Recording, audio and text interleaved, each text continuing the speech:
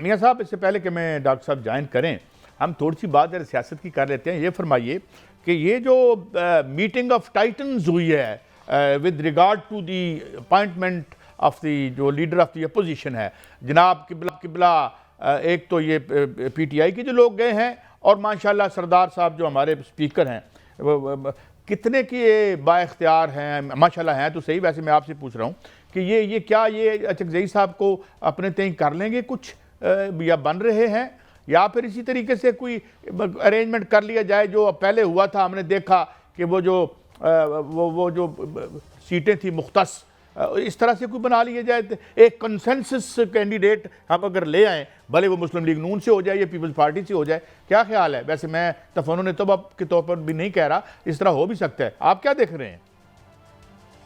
देखें कायद साहब, एक लाइन में अगर जवाब चाहें तो वो ये है कि मुझे नहीं लगता कि महमूद खान अचकज़ई जो है वो अपोजिशन लीडर बनेंगे, क्योंकि आज मीटिंग तो हुई है और उसमें गौहर अली खान जो हैं वो भी, और असद कैसर और आमिर डोगर जो हैं बड़े पुरुमीद हैं।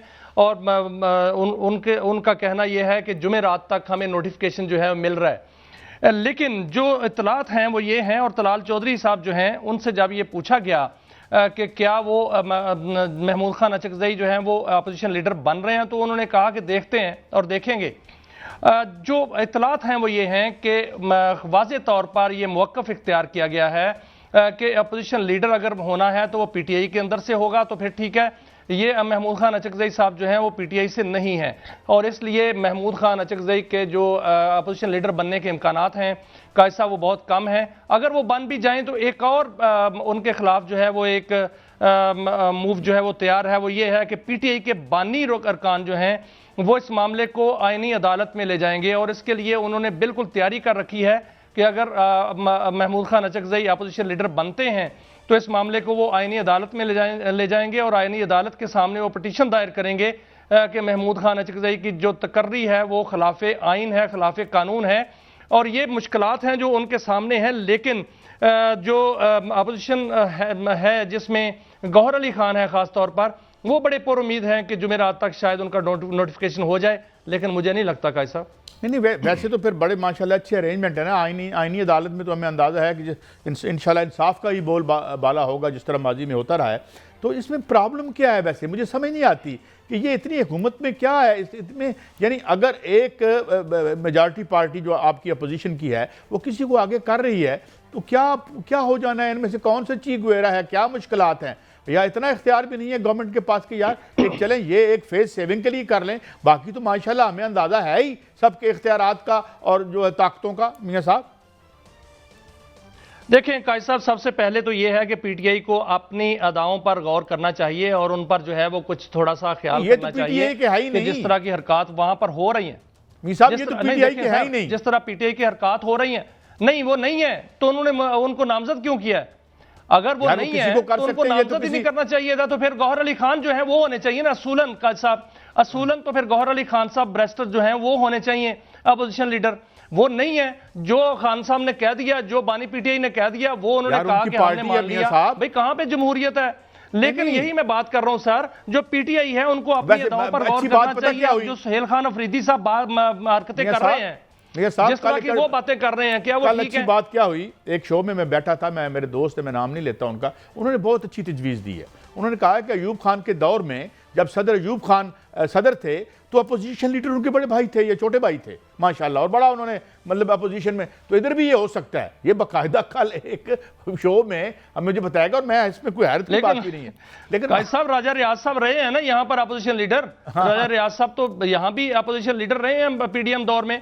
वो मसला नहीं है, मसला ये है कि उनको बाकायदा PTI का अपोजिशन लीडर होना चाहिए ना कि महमूद खान अचकज़ई जो है वो होने चाहिए। ये पार्टी ने। लेकिन मैं जो बात कर रहा था अदाओं की कायद साहब, जो मैं अदाओं की बात कर रहा था, वो सुहेल खान अफरीदी साहब जो अदाएं दिखा रहे हैं वो तो उस सूबे में है ना। मैं तो एक खबर देने जा रहा हूं कि फैसला हो चुका है कि सुहेल खान अफरीदी साहब हो सकता है कि 8 फरवरी तक जो है वो CM ही ना रहे। वो इसलिए कि जिस तरह उनका वहां पर वो निकला है तौर पर जो फोरेंसिक रिपोर्ट में आया है, और दूसरा जो वो अफगानिस्तान की जानिब से इतने लाइलम है कि उनको पता ही नहीं है कि अफगानिस्तान से दहशतगर्दी होती है। एक CM चीफ एग्जीक्यूटिव ऑफ सूबे का, उसको नहीं मालूम कि दहशतगर्दी कहां से होती है। अच्छा नहीं, मुझे तो फिर खबर उसको देना, चीफ ये तो एग्जीक्यूटिव छोड़ होना दें चाहिए इसको। सर, इंसाफ तो करना। मुझे ये जवाब बताएं, तो दें गवर्नर सर। राज लग रहा है कैसे हटाया जा रहा है, कैसे हटाया जाएगा, या हमारी जो मोहतरम देखिए- आईनी अदालत है उसमें से उनको नाअहल करवाया जाएगा? नहीं देखें सर, एक तो उन पर अगर मुकदमा बन जाता है, उनको जो है वो मुकदमा कौन सा है, वो मुकदमा दहशतगर्दी का मुकदमा होगा। और वो आप देखें वहां से जो एसपी साहब हैं, कल जो हमाद हसन साहब कह रहे थे कि हम एसपी साहब ने जो एक इंस्पेक्टर को भेजा कि जाकर वो फोरेंसिक करा के आए, उनको नहीं पता था कि वह जो चीफ एग्जीक्यूटिव है, इसलिए मामला मियां जो साहब, है जरा उनके बस से बाहर हो चुके हैं, क्योंकि उनको वो जो बयानात हैं अपने उन पर गौर करना चाहिए सर। वो मियां साहब, मैं आपकी बात को बिल्कुल मानता हूं, लेकिन मुझे एक बात बताएं, सरहद उसके बारे में जो बयानात दे रहे हैं उस पर भी गौर करना चाहिए। बयानात तो वो दे रहे हैं, जरा इधर गौर तो फरमाएं। हमारे हमसाए में एक बहुत बड़ा युद्ध हो सकता है, वहां पे 25% टैरिफ लगने वाली है। अभी आज गौहर एजाज साहब ने कहा है कि कोई इंडस्ट्री इस बिजली का ये जो माशी दहशतगर्दी है ये उससे ज्यादा लीथल है, उससे ज्यादा इसको हमें दबाना चाहिए जो माशी दहशतगर्दी आईपीपीज के जरिए की गई और जो हो रही है। और वो कल हमें पता चलेगा कि ये फितनतुल खवारिज से के बराबर ही, उससे बड़ा शायद ये अजाब है जो फितनतुल दवाखिल है। मियां साहब मैं आप देखें ना, अब हम सारी उम्मीदें तो उस पर लगा, अच्छी बात है, हमारी बहुत ही डिफेंस इंडस्ट्री उठ के आई है और हमारा उसने दिफा भी किया है। और एक ये किस काम के लिए रखे हुए हैं हमने, मुझे ये बताएं। लेकिन कायद साहब जो माशी दहशतगर्द है उनसे भी निपटना है इसी साल। कौन सा निपटना है यार, वो तो सारे बैठे हुए हैं। मैं पहले भी खबर दे चुका हूं, मियां साहब, उसका हद मुकर्रर कर लिया गया है। मियां साहब, जिन्होंने साहिवाल कोल प्रोजेक्ट खोलना चाहिए, जिन्होंने वो किया था, वो हमें आईएमएफ से बचवाएंगे। देखें ना, अगर जो serious section of the state है, और ये कल जो बहस हो रही थी लाहौर में, कभी अंसार अब्बासी साहब बोलते थे, कभी मेरा दोस्त भाई सुहेल वड़ाइच बोलता था, ये जो पिंग पोंग चल रहा था, ping pong indicates something is wrong in the state of Denmark. और वो क्या है, वो मईशत है, उसमें कोई आ ही नहीं रहा। मियां साहब देखें ना, मईशत थी। देखें कायद साहब, मैं ये खबर तो दूं, मैं खबर तो बिल्कुल दूं, क्योंकि पाकिस्तान के जो खुशखबरियां आ रही हैं पाकिस्तान के हिस्से में, खुशखबरियां उसमें मैं देख रहा हूं, और मेरी खबर भी है कि जो आईएमएफ है उसको हम बाय बाय कहने जा रहे हैं इस साल के मिड में या इस साल के एंड में। आईएमएफ का प्रोग्राम जो है वो ओवर होने जा रहा है, क्योंकि पाकिस्तान में जितनी मैं चाहता हूं आप बाय बाय कहें, कंपनियां आ रही हैं। मियां साहब बाय बाय कह सकते हैं एक दिन में, मैं बताता हूं कैसे आ रही हैं सर। मैं आपको कैसे, मैं बताता हूं कैसे। सऊदी अरब की कॉन्फ्रेंस देख लें जहां पर वो हमारा वक्त गया है।